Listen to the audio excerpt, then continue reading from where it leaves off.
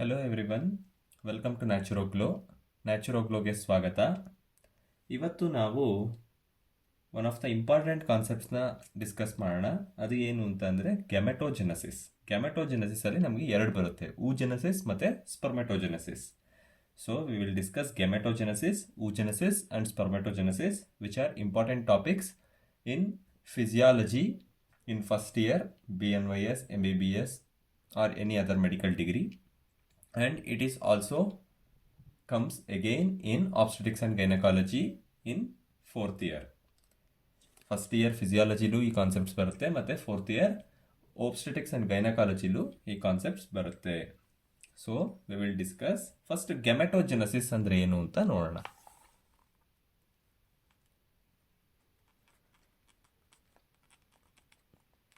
So ಗ್ಯಾಮೆಟೋಜೆನಸಿಸ್ ಅಂತ ಅಂದರೆ ಏನಪ್ಪ ಅಂತ ಅಂದರೆ ಇದರಲ್ಲಿ ಮೆಚ್ಯುರೇಷನ್ ಆಗುತ್ತೆ ಎರಡು specialised cells.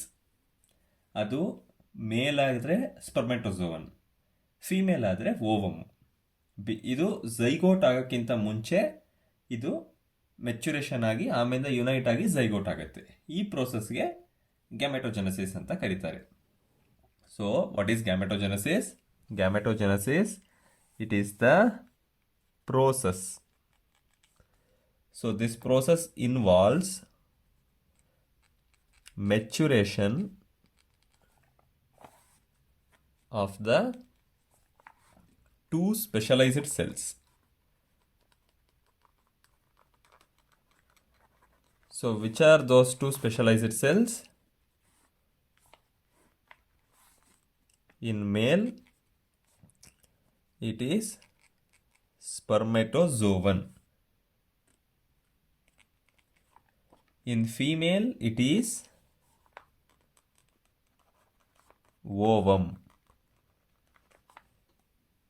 So, before they both unite to form zygote, this process is called as gametogenesis. So ಇವಾಗ ಗ್ಯಾಮೆಟೋಜೆನಸಿಸ್ ಅಂದರೆ ಏನು ಅಂತ ನೋಡಿದ್ವಿ. ಈಗ oogenesis ಅಂದರೆ ಏನು ಅಂತ ನೋಡೋಣ. ವಿ ವಿಲ್ ಡಿಸ್ಕಸ್ oogenesis ನಾವು.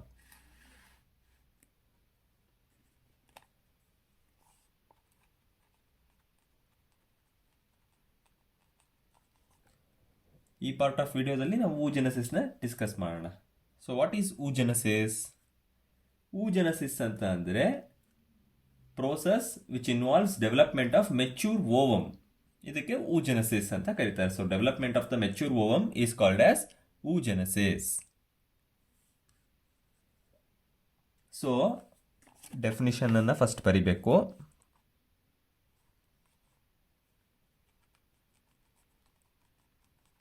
ಡೆವಲಪ್ಮೆಂಟ್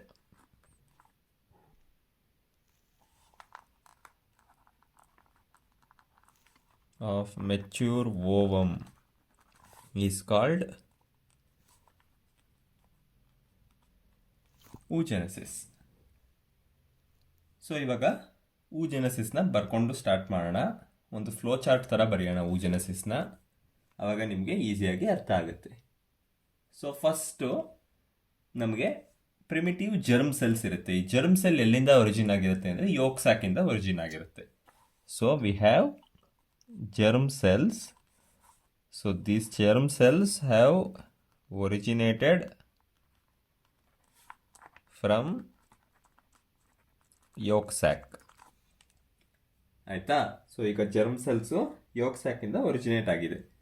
ಈ ಜರ್ಮ್ ಸೆಲ್ಲು ನಮಗೆ ಏನು ಮಾಡುತ್ತೆ ಅಂತ ಅಂದರೆ ರ್ಯಾಪಿಡ್ ಮೈಟಾಟಿಕ್ ಡಿವಿಷನ್ನ ಮಾಡುತ್ತೆ. ಸೊ ಮೈಟಾಸಿಸ್ ಅನ್ನೋ ಪ್ರೋಸೆಸ್ ಅಕ್ಕರ್ ಆಗುತ್ತೆ. ಈ ಮೈಟಾಸಿಸಲ್ಲಿ ಡಿಫಿಷನ್ ಆಗುತ್ತೆ. ಸೊ ಮೈಟಾಸಿಸ್ ಆದಾಗ ನಮಗೆ ಏನು ಬರುತ್ತೆ ಅಂತ ಅಂದರೆ ಊಗೋನಿಯಾ ಬರುತ್ತೆ.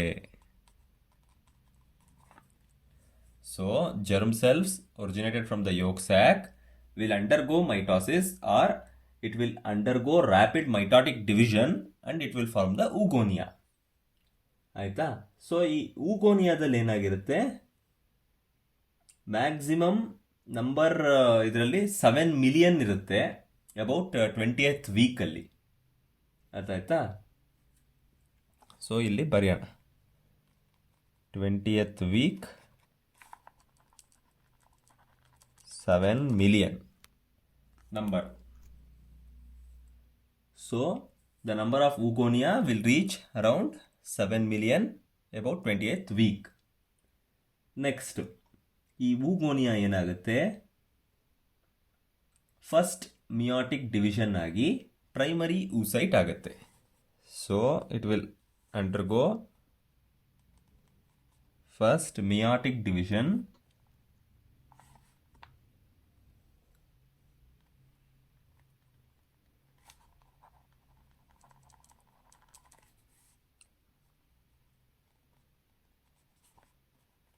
ಸೊ ಈಗ ಪ್ರೈಮರಿ oocyte ಆಯಿತು. ಈ ಪ್ರೈಮರಿ oocyteಲ್ಲಿ 46 ಕ್ರೋಮೋಸೋಮ್ಸ್ ಇರುತ್ತೆ. ಆಯಿತಾ? ಸೊ ಇದು diploid number of chromosomes 46 chromosomes. Next ಏನಾಗುತ್ತೆ, ಬರ್ತ್ ಆಗೋ ಅಷ್ಟರಲ್ಲಿ ಈ ಮೈಟೋಸಿಸ್ ಇರೋದಿಲ್ಲ. ಮತ್ತೆ at birth mitotic division stop ಆಗೋಗಿರುತ್ತೆ. ಸೊ ಈ ಫಸ್ಟ್ ಮಿಯಾಟಿಕ್ ಡಿವಿಷನ್ ಏನಾಗಿರುತ್ತೆ, ಈ ಫಸ್ಟ್ ಮಿಯಾಟಿಕ್ ಡಿವಿಷನ್ ಪ್ಯೂಬರ್ಟಿಲೇನೆ ಅರೆಸ್ಟ್ ಆಗಿರುತ್ತೆ. ಅಪ್ ಟು ಪ್ಯೂಬರ್ಟಿ ಮಾತ್ರ ಇರುತ್ತೆ.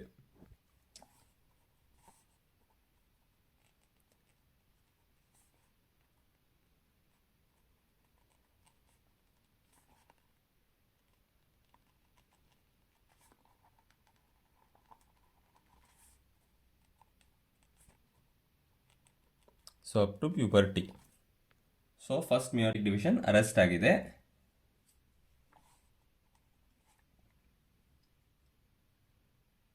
And next this oocyte actually birth ಟೈಮಲ್ಲಿ ಎಷ್ಟಪ್ಪ ಇರುತ್ತೆ ಅಂತಂದರೆ ಅಬೌಟ್ 2 million ಇರುತ್ತೆ ಇದು.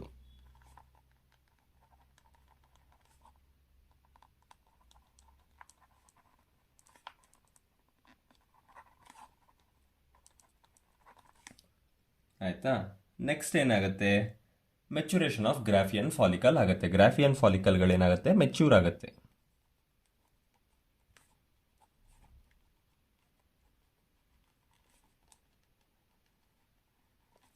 ಸೊ ಗ್ರಾಫಿಯನ್ ಫಾಲಿಕಲ್ ಮೆಚ್ಯೂರ್ ಆದಾಗ ಅಷ್ಟೊತ್ತಿಗೆ already first meiotic division complete ಆಗೋಗಿರುತ್ತೆ. So the first meiotic division will be completed here.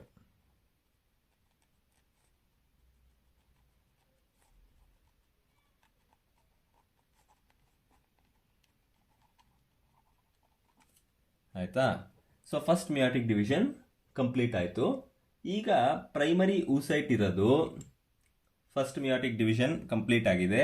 So it will give rise to the secondary oocyte and one polar body.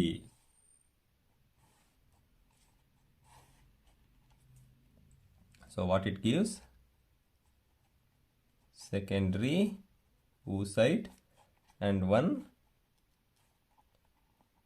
Polar body. ಈ secondary oocyte ಮತ್ತು polar body ಎರಡರಲ್ಲೂ haploid number of chromosomes ಇರುತ್ತೆ. ಹಾಗಂದ್ರೆ ಎಷ್ಟು haploid ಅಂತ ಅಂದರೆ 23 chromosomes.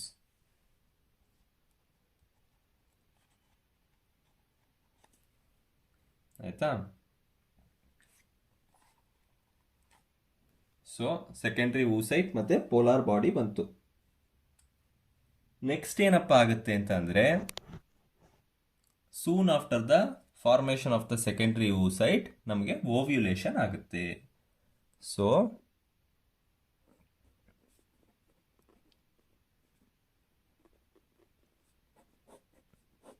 Ovulation occurs soon after the formation of the secondary oocyte. Next ovulation occur ಆದಾಗ ನಮಗೆ ಫರ್ಟಿಲೈಸೇಷನ್ ಆಗ್ಬೋದು, ಇಲ್ಲ ಫರ್ಟಿಲೈಸೇಷನ್ ಆಗದೇನೂ ಇರ್ಬೋದು. It can fertilise or it may be not fertilised.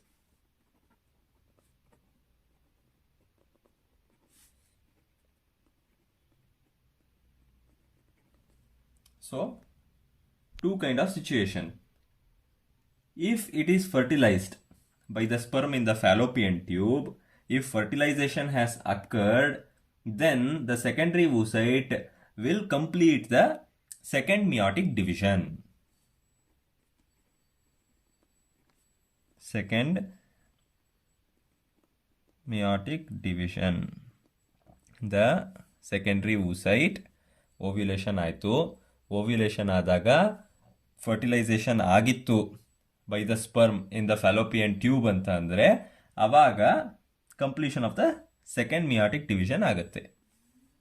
So second meiotic division complete ಆದಾಗ ನಮಗೆ ಏನು ಪ್ರೊಡ್ಯೂಸ್ ಆಗುತ್ತೆ ಅಂತ ಅಂದರೆ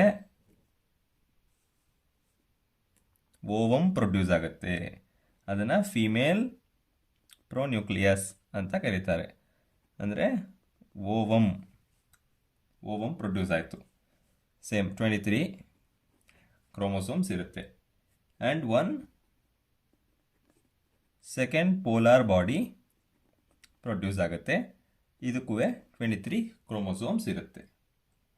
ಸೊ ಓವ್ಯುಲೇಷನ್ ಆದಾಗ if it get fertilized by sperm in the fallopian tube, then there will be completion of the second meiotic division, and because of the completion of the second meiotic division, the ovum will be produced, that is the female pronucleus will release which contain 23 chromosome, and second polar body is also released, it also contain 23 chromosome. Next, not fertilized andre enagutte anta andre, if it is not fertilized, in the absence of fertilization, the secondary oocyte will undergo degeneration within 24 hours.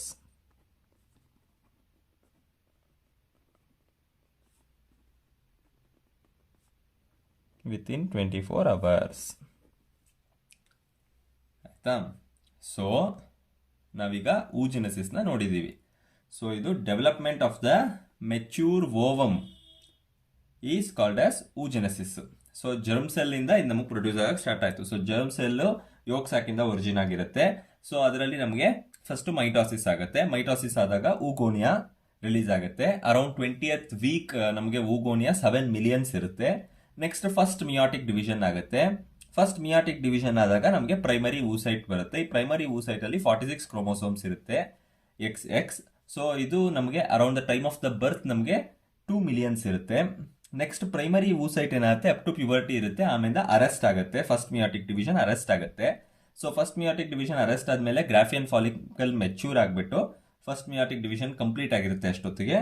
So ನಮಗೆ secondary oocyte ಮತ್ತೆ polar body ಬರುತ್ತೆ. So secondary oocyte ಅಲ್ಲಿ 23 chromosome ಇರುತ್ತೆ. Polar ಬಾಡಿಲಿ 23 chromosomes ಇರುತ್ತೆ. ಈ secondary oocyte formation ಆದಮೇಲೆ ovulation ಆಗುತ್ತೆ. So ovulation ಅಲ್ಲಿ ಈ ಸೆಕೆಂಡ್ರಿ oocyte ಏನಾದರೂ ಸ್ಪರ್ಮಿಂದ ಫ್ಯಾಲೋಪಿಯನ್ ಟ್ಯೂಬಲ್ಲಿ ಫರ್ಟಿಲೈಸೇಷನ್ ಆಯಿತು ಅಂತ ಅಂದರೆ ಆವಾಗ ಸೆಕೆಂಡ್ ಮಿಯಾಟಿಕ್ ಡಿವಿಷನ್ ಕಂಪ್ಲೀಟ್ ಆಗುತ್ತೆ. So completion of second meiotic division. So second meiotic division complete ಆದಮೇಲೆ ನಮಗೆ ಓವಮ್ ಪ್ರೊಡ್ಯೂಸ್ ಆಗುತ್ತೆ, which is also called as female pronucleus, which contain 23 chromosome of X, and second polar body it also contain 23 X chromosomes. And if it is not fertilised, ಅಕಸ್ಮಾತ್ secondary oocyte fertilisation ಆಗಿಲ್ಲ ಅಂದರೆ 24 ಅವರ್ಸಲ್ಲಿ degeneration ಆಗುತ್ತೆ. So this is oogenesis. Thank you for watching this video. ನಿಮಗೆ ಅರ್ಥ ಆಗಿದೆ ಅಂತ ಅಂದ್ಕೊಳ್ತೀನಿ. ಇನ್ ದ ನೆಕ್ಸ್ಟ್ ವಿಡಿಯೋ ನಾವು ಸ್ಪರ್ಮೆಟೋಜೆನೆಸಿಸ್ನ ಡಿಸ್ಕಸ್ ಮಾಡೋಣ. Until then watch Naturoglow. Share this video with your friends, like, and if you need any other concept videos then comment. Thank you.